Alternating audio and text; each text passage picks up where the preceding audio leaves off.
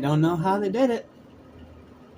They did another exposition-heavy episode with no action whatsoever, but they found a way to make it great. I don't know how they did it, but they did it. So let's talk about it. What's up? What's happening? What's going on, everybody? Welcome back to Animation Station, your number for anything and everything mainstream, including ancient families that fight against creatures of the night. I'm still trying to remember that one. As well as TV and movies, I'm your host, Jackson Small. Welcome back to Castlevania-Thon. Let's talk about what is by far the best episode of Season 2 so far. And that is Shadow Battles, Episode 3 of the season. Yeah, they somehow did it. They took another episode that is very heavy on plot exposition and actually made it entertaining and legitimately great without any action required. I don't know how they did it, but they did it. And I'm actually kind of glad that they did, because this episode kicks ass. So let's not waste any more time and dive right into our plot. Carmilla plays political games with dark intent. Trevor and his comrades sack his childhood home for secrets. Yeah, it's supposed to be ransacked, but it must be a typo. Alright, now for the actual plot.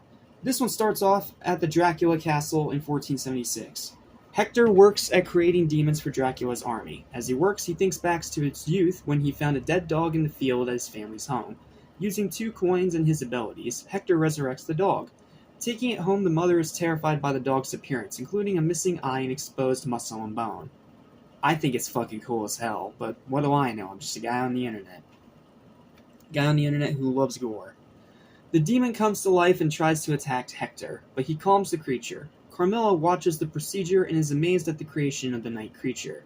Carmilla tries to convince Hector of the wisdom of her plan to send forces to the old Belmont estate to stop any weapon that could harm Dracula from falling into the wrong hands. Hector agrees with the proposal, but points out that Dracula still has to approve all troop deployments.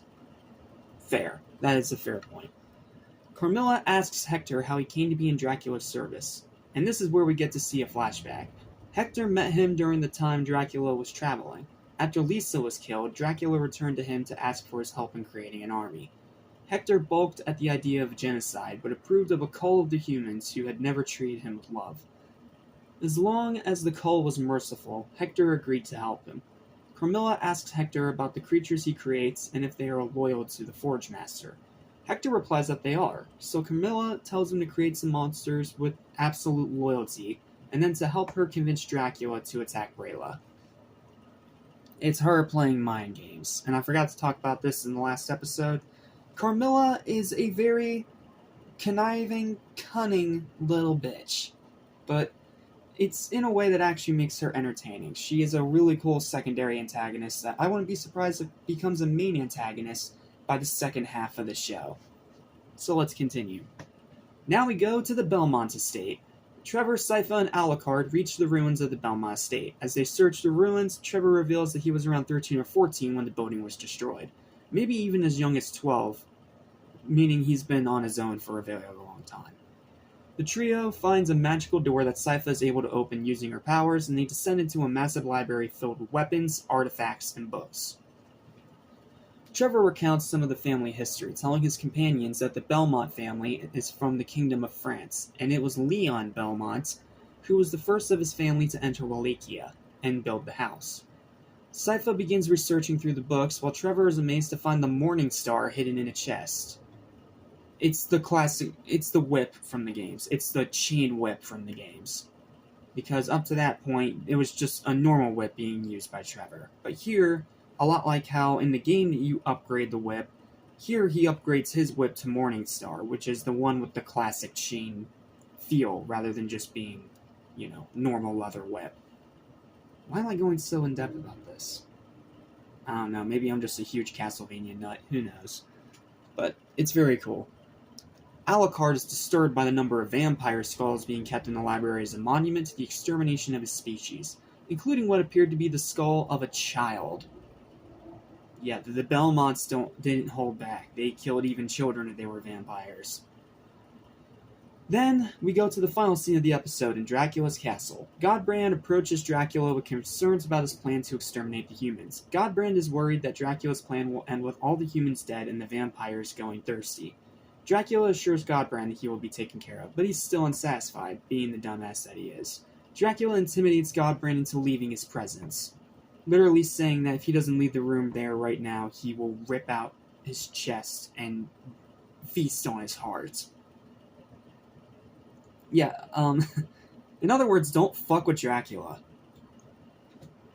In the hallway, Carmilla asks Godbrand how Dracula is. Godbrand expresses his belief that Dracula wants to kill all the humans, which will result in the vampires dying of thirst.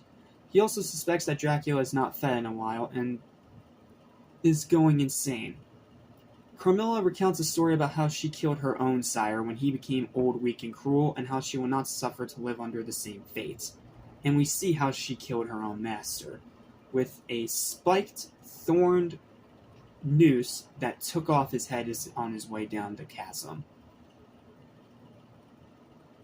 So yeah, we learn about Carmilla, we get to learn more about Hector, which is always great, and we get to travel through the Belmont archives. Pretty kick-ass episode with a lot of really good, fascinating lore. So, let's go ahead and get into our final explanation. My final thoughts. Right here. This episode was excellent and full of great, fascinating lore. Hector recalling his meeting with Dracula, the main trio exploring the archives of the Belmont estate and finding the legendary whip known as Morningstar, Godbrand almost getting killed by Dracula, and Carmilla beginning to plot against him. There's no action in this one, yes, but it's definitely a pivotal episode of the season nevertheless. It's a fantastic watch. This one's definitely going to be pivotal going forward. So because of that, and because of the fact that this episode is kick-ass, despite still being very heavy on its plot exposition, it's an 8.5 out of 10 for my final verdict. 8.5 out of 10. Fantastic episode. Definitely check this one out. It is a must-watch. Will it get better? Well, only time will tell, but that's going to be the last episode for the day, because I have some other things I need to review. So, thank you guys so much for watching. Please don't forget to like, share, and subscribe for more videos like this almost every single day. And I'll see you guys next time when we dive into the next episode of Season 2 of Castlevania, Broken Mast. The pain I pushed aside.